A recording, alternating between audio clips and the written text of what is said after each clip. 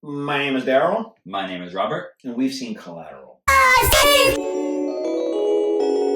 love going to a movie with very little information because every appearance is a delightful surprise. Facts. Mark Ruffalo plays a cop who plays Mexican. Mm-hmm. Jada Pinkett is wigged. Javier Bardem is Bardemming. And Emilio Rivera continues his run as one of the best typecast actors of all time. Insert picture. Bless the powers that give Tom Cruise Scientology his powers, because what a psycho. There's a steep fee for making a mess in a cab these days, so just imagine what blood might run you. A few years ago, I walked into this apartment in a gray suit and shades. I held a gun to Rob's head, and I told him we need to film a podcast here about movies. He's been my collateral ever since. We've both come to appreciate both Tom Cruise and Jamie Foxx and how they so elegantly inhabit such realistic characters. We're now friends, or else. We've seen Collateral. What a movie. And please, guys, like and subscribe. Do it right now. Pause this. Please, comment. Comment how much a psychopath Tom Cruise is. I was going to say Jamie Foxx. Can I quickly segue this thing there, too, that I may end up cutting out? I've been watching a lot of Rick Beato videos. I don't know if you know who he is. YouTube guy, white hair. He does a lot of guitar stuff. He interviews bands and people about. And he does this thing in the early part of his video where he's like, hey, I just wanted to say this about this channel. About 57% of you are watching this are not subscribed. So please do that. Thank you. And then he stops it. I think that's kind of weird. Let us know. Follow the page. Do you follow Scientology? Keep telling us we suck. Have you seen Radio? Head? Or Radio Cuba. Got it. This movie, fantastic, by the way. We'll get into that. One of the things about it, one of the biggest sort of plot points is that it's about a cabbie. And it immediately made us both think, yo, we've both had a lot of crazy cab stories individually, together. What is a cab story that comes to mind to you when you think about just taking a cab, as New Yorkers do? I want you to know the first thing that I think about when I think of cabs is taxi cab confessionals. That's the number one thing that my head goes to when I think of this. Yes. Why? When you said it, I was like, I remember that. Unlock the memory. Yeah, really. I just took a cab from the city to Brooklyn, right? I took one yesterday. And the whole time, this cab driver was sucking his teeth. Oh, that was going to go so different in my mind. The whole time, this cab driver was upset. And then we asked him, oh, could you leave us right here on this corner instead of like right in front of our door or whatever? And he was just like, and we were like, oh, right here. And he was just like, oh, this isn't the avenue you said. And we were like, this is the avenue we said. And it was a very upsetting interaction. Contentious. Okay, actually, that fits the vibe of this. When did the first Spider-Man animated joint come out with Miles Morales? A good mutual friend of ours, we're just hanging out at the producer's crib. Yo, we should go see that new Spider-Man movie. Okay, cool. So we just leave the homie's crib. By the way, me and that particular homie, who I won't name, who's a good friend of ours, we never hung out together individually. So we're like, we're going to the movie, Sheep said, Bay, we get an Uber to get there, and this guy is so cool, this Uber driver. He's young, he's probably like around our age, maybe just a little older. Okay. I don't know how the conversation happened. This guy is cool. But we got into the conversation of, I rap too. I rap, rap, I rap. Okay. Oh, that's what it was. I guess he was saying he raps. And I must have obviously been, otherwise I would not even be entertaining this conversation, but I was like, oh, do you? Did you guys start battling? We literally battled. That is so funny. We battled, and the homie, he was just watching. It was so funny. He can attest to this. Whatever, it was probably awful, but that driver gave us brownies. Yeah. We went to the lobster place by Sheepshead, ate, watched Spider-Man. Both of us fell asleep. Obviously. Because he does, I do. Well, actually, that's probably why we never hung out together. Because we were just going to go to sleep. His aura, it just makes you sleep. He's like a Jigglypuff. No, yeah, he's a calming presence. What was your other captain? Everybody's had this experience. Everybody has had the person that's way too drunk that throws up in the cab.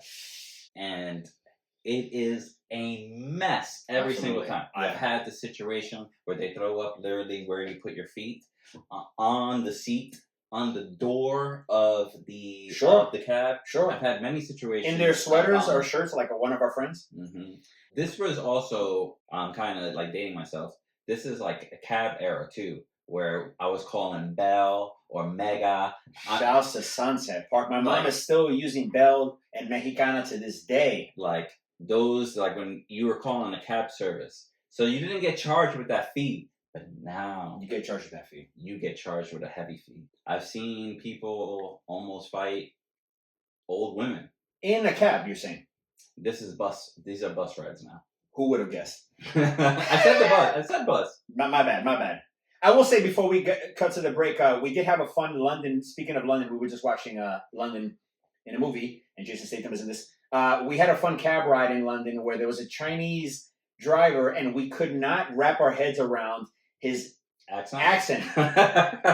Anyway, we'll be right back before we keep shadow banning ourselves on YouTube. Thank you so much. We'll be back for the second half. One view. All we got is one view. I got into an accident. Let's get into it. There was one time I lived in Staten Island, and we just got into a cab. It was me and Rachel. We just got into a cab, and I think a car like short stopped, and everybody just turned to the left, and our cab driver ended up turning to the right and going over like the curb, popped his tire. Oh! And immediately instinctively looked backwards because I was just like, "Are we about to get hit? Like, what the fuck?" Nobody was there, thankfully. And then the cab driver drove us with no tire over the bridge. Literally slow as hell. You hear the... You just opened up a new avenue of story for me, too, that I don't even want to get just into. Horrible the whole time to the point where, I felt bad. But shouts out to him. He got on, the first exit, let us off, and I lived right there, so it wasn't far. God bless. But it was insane. It was, I think, the first accident I've been in. Oh, shit. I got into, I mean, it's kind of crazy to think about how many vehicle accidents I've been a part of or witness to. It's insane. I'm going to run through them very quick. Instead of elaborating, I'm just going to do them all quick. Do it. When I was maybe 4 or 5, my mom got hit by a car really bad. Oh, no, we were crossing 41st Street and 5th Avenue. Yes, my grandma's around, my aunts, everybody's just around. She got hit and flew in the air. This is insane that I'm just casually thinking about this now, and I'm laying it all down. How old? I said I can't elaborate. I got to do all of them. When I was about 11, my mom, we had a stepdad at the time. Myself, my brother, we had a Plymouth Voyage. What is it now? Plymouth, whatever. We were on 62nd Street and 4th Avenue where that Rite Aid is. Okay. We got hit. We got T-boned real bad. Both of you guys. You guys. The entire vehicle. No, we were in a car. Okay. We got hit. We ended up on the divider. It was a real crazy thing. The next thing I'll just say real quick is that when 2015, a little over 10 years ago, I used to run 5 days a week, 6 o'clock in the morning. It was one foggy morning, and I misjudged the don't walk, and I got hit pretty hard by a car. How else can you get hit, right? By a car? I got hit by an Uber, and I hit softly. I concaved. I can't believe I'm saying this. I concaved the windshield, and then my instinct, as I bounced off of it and landed kind of in a Spider-Man pose, was to just keep going. So I did. Like a superhero. So I ran and I turned around, and obviously it was a tableau, the Uber driver going like this, and a passenger coming out of the Uber from the back, and just being like, "Yo, you." And by the way, I used to run 5 miles. That was the first mile. I ran the rest of the mile and went. Guess where I went next? To the gym, to Richie's gym. You didn't go to the doctor? I did a full workout. I went home. I told my mom this sort of very casually, and then I had a 8-9 hour work day. This is the time I was on. You should have immediately went to the doctor. No kidding. You know what's funny? I texted you guys as I was running. Yeah, you told us. Immediately after, I was like, "Yo, LOL." LOL. Anyway, I say all that to say, stress. This movie's about cabs and stress and tense. And didn't you feel this way watching the movie? The movie kept getting better. I thought, there was actually a middle part where I was just like, yeah. But then it started, ramping up. Where all of a sudden, this character, Jamie Foxx Max, ended up becoming, a superhero. Because the whole time he's really getting encouraged by Vincent, Tom Cruise. Right. To be, outgoing or better than what he is. Just more of himself. Yeah, we can actually kind of round it out by saying this. We both love Tom Cruise. We both love Jamie Foxx. So I can say that with confidence. This is our second Jamie Foxx movie. Tom Cruise, another actor that's really good at using silence. Because in this movie, just the looks that he was giving Jamie Foxx. Scientology. Yo, the baby blood. That's what you have to say. Scientology. Because honestly, the babies that they're sacrificing are working to... R.I.P. Katie Holmes. That's all I have to say. They're Eskimo brothers because Katie Holmes. Who? Jamie Foxx? Yes. And Tom Cruise? Yes. We'll leave it at that. But what we both noted, before even Jamie Foxx's performance gets off, because he plays a meek dude, and we're so used to him playing He plays Electro in this. It's funny you say that. We're used to him playing such an electric character, who's always whatever. He's meek. Yeah. Tom Cruise plays a character who we don't usually see him play either. No. A cold, psycho bad guy. Psycho. How incredible is he from the beginning? No, from the beginning. Incredible. Because he exudes confidence. OD. Like Tom Cruise, the person exudes confidence, and this character he thinks he's right about everything. And he is by that merit. Yeah, because he'll make it happen. Yeah. In other words, he doesn't give a shit about people, relationships, whatever. This is what I think will happen, and if it doesn't, well, I'm going to make it happen at all costs. And you know what I really like about him? He's not a sore loser. That spoiler alert goes hard. It's inevitable. It goes hard. It goes hard. Yeah, the whole time I'm actually thinking, because I've always heard about this movie, but I've never seen it at all. I've just seen bits and pieces. So the whole time you get to a point where you're just like, either Max is going to die or Vincent's going to die. Right, good or evil. Which one of them is going to die? I will say how they meet in the middle where Tom Cruise ends up influencing Jamie Foxx in a positive way. No, yeah. Albeit in a way that is actually bad for him because he ends up having to cross moral lines that he doesn't love. It's very interesting. My favorite thing about this movie is the writing is so good. The way they make these guys so exciting and play with these moral things. I think there was a scene, I'm sorry, I didn't mean to cut you off. There's a scene where they encounter some coyotes. And I remember you being like, I wonder what that's about. And I was thinking about it. Yeah, like the symbolism there, because they both reacted. Coyotes are wild animals in LA. You know, they kind of just eat whatever. They'll eat people's fucking dogs if you leave them out. And I noticed the gray and kind of white color of the fur, and I was thinking about Tom Cruise's character and just how he's very feral and wild and a force of nature. Yeah. Morality does not play a factor into his life. No, there's a code, and it's just like his law. And even though Scientology is horrible and Tom Cruise may very well be a horrible person, he's made some of the best movies of all time. He never plays a character. I was saying this, we were watching this, where I was like, I've seen that guy before in a Tom Cruise movie. He's a fucking phenomenal actor, man. No, he really is. He's so good in this movie. It's he unbelievable. goes all in. And when it comes to acting, because acting is one of the gayest things. It's minus podcasting. I'm sorry, I'm just cutting real quick about Mark Ruffalo. I love Mark Ruffalo like more than words can describe as an actor. Task was great on HBO, so I was so excited to not remember that he was in this movie. Not just that, he's got that Mexican cholo vibe. I want to say acting is hard. Acting is hard because pretending... He's like, wait a minute. Because He's backpedaling. Because pretending as an adult, I think, is hard. You just nailed it. I think... With that sentence, you just nailed it in a way that just struck me in the heart. Like, I think it's... At least for me... It's that sentence, that part. I think for me, it becomes a very silly, goofy thing. And I think... Type of thing, right? I think it's very hard to act and to embody a character without laughing my fucking hardest. Correct. Without thinking this thing is the silliest shit ever. Can I cut in on that point too? I think I didn't mention Jamie Foxx, but that's why he's so incredible in this movie too. I didn't want to leave him out. We watched Booty Call, and I'm used to Jamie Foxx being hilarious in everything he's ever done except for Ray Charles. Out of the Jamie Foxx movies we watch, Booty Call, Collateral. Collateral's one?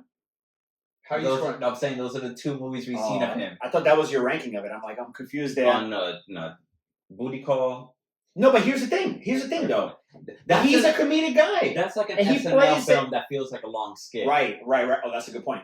That's the, not SNL though, Living Color. Yeah, Living Color. Their version of that. That's their version. That was their attempt at it. Yeah. But it's in this movie, we were talking about this, we're not used to Jamie Foxx being such a meek, kind of like contained, run-of-the-mill guy. No, yeah. And he starts that in a way where we're just like, come on, man. We know you, Jamie. We know you. And you almost died, Jamie. As the young kids say, Tom Cruise brought him through there. He walked him through there. No, yeah, he walked him through there. He walked him through there. No, he gave him confidence. Because there was no filter in their relationship. And he plays that great. They liked and hated each other. Mm-hmm. Like, Tom Cruise is a psychopath, and he was just like, fuck, this bad situation happened. The person I killed fell on this guy's cab. Now I have to treat this situation completely different than how I usually treat it. That's correct. If you haven't already gleaned by the context clues we're throwing, Tom Cruise plays a psycho hitman. Yeah. In the film, there's a case that's going on that they're trying to nail, like, this mobster. So you end up finding out that Tom Cruise is sent to kill like all the witnesses and everybody involved in the case, right? Right. And he just so happens to get into Jamie Foxx's cab and forces Jamie Foxx to basically go to each location of his targets Gunpoint. to kill them. Multiple guns. Right? And Jamie Foxx gets way too involved. He impersonates Homie at one point. He's very successful. He saves a witness. He becomes like a superhero at the end. And it's because Vincent, Tom Cruise, builds his confidence up throughout the whole sort of, thing. yeah. Well, they don't meet at the middle. It's not true. No, like not entropy true. like that. No, they don't meet. Tom Cruise never wavers. That's why he's a coyote. He really is like just a force of nature. Do you think Vincent was going to kill Max if it went Vincent's way? I guess what you're asking is, did Max endear himself to Vincent in any way? I don't think so, ultimately. I think he would have killed him if it because there's a scene, because Mark Ruffalo, he plays a cop. He's like undercover. LAPD. And he mentions a similar case where a cab driver got framed for murder-suicide, where he killed a bunch of people and then he committed suicide, and the cab driver got framed for it. And it never made sense. They always thought there was another person. So you're supposed to assume that Tom Cruise, the Vincent the assassin, is that like other person for that other scenario. Right. So in my mind, I'm just like, if this goes Vincent's way and he kills all his targets, is he gonna let Max go, or is he gonna kill him just like the other dude? Right. What's the point? The movie's called Collateral because Jamie Foxx's character is Collateral. He literally says the word in some of this. Look, this movie is so fucking good. Yeah, that's what I wanted to say. A couple of quick shout outs about this movie. Yeah, Mark Ruffalo, Javier Bardem is in this, kills it. Jada Pinkett, baldhead scallywag. Look, there was an era where if she was in a movie, I loved it. She played a good character. She's a good actress. She's great, man. It's just this. I couldn't help thinking at the end of the movie, Tom Cruise is coming after her. He's in the building. He's coming after her. And in my head, I'm like, this is Chris Rock getting his get back on Jada Pinkett. That's so funny. You know what I mean? It sucks now that like her personality. We have to separate the person from the art. You keep saying it. No matter what. He's not wrong about it. All right. We had a lot of fun with this movie. What would you give it? I really enjoyed this movie. This movie easily. I had to think about the other movie. This movie's getting a 9 out of 10 for me. It is a great movie. Yeah. And it only actually gets better. Like towards the end, like where we finally get to the last target. Like both of you, you and me are excited. We're just like, yeah, we were literally both just like sitting like this. Look, we have like a nice couch. We're both like, the tension is the most high. Like towards the end. Yeah. It's really, really good. Tom Cruise's acting, Jamie Foxx going off at him. They both crushed their personalities meshing together. Yeah, it's crazy. It was so fun. If you would have built a Tom Cruise Jamie Foxx movie in your brain, it might look more like Money Talks. Yeah. Okay. Or 48 Hours or something like that. But Tom Cruise plays somebody he doesn't normally play, and Jamie Foxx also did the same thing. And Tom Cruise, he plays a villain that you like. I did not dislike Vincent at any point. Correct. I am going to give this movie, not having thought about it, I'm going to give this movie an 8.1. I am a Michael Mann fan, like you can imagine. I watch Heat about once every 2 years. Okay. Michael Mann is a great director. He's fantastic. I almost put on Miami Vice for us to watch, which is also Jamie Foxx and Michael Mann. We're going to have to do it eventually. We're going to do it eventually. I love Michael Mann. I'm going to make you watch Heat too, man. He shoots LA action in a way that you're like, that's awesome. You look at a shot from the back of the taxi cab. You look at a shot from in that club scene where Tom Cruise is coming through and just fucking dudes up and shooting people. Yeah. The choreography, the way he shoots that is so exciting. I did like the He builds action in a way that is just unseen before. The scene where Jamie Foxx is talking to Javier Bardem's character, and it's just like giving like a tense zoom the whole time. It's a very subtle zoom. It's that shot was really good. I love this movie. The scene of just Tom Cruise dead on the train. We kept joking that he had to practice that, and just like him and Katie Holmes in a room for 8 hours a day. And just like and also the idea of him being alone in a room, and then when he looks up, he sees himself, so he has to start again. Just look. He says, "Well, that wasn't good enough. More slow." Well, ladies and gentlemen, as you heard from my stomach groaning, I'm about to be like this myself. So we're gonna wrap this bad boy up. Shouts out to you. Shouts out to us. And peace. We'll see y'all later.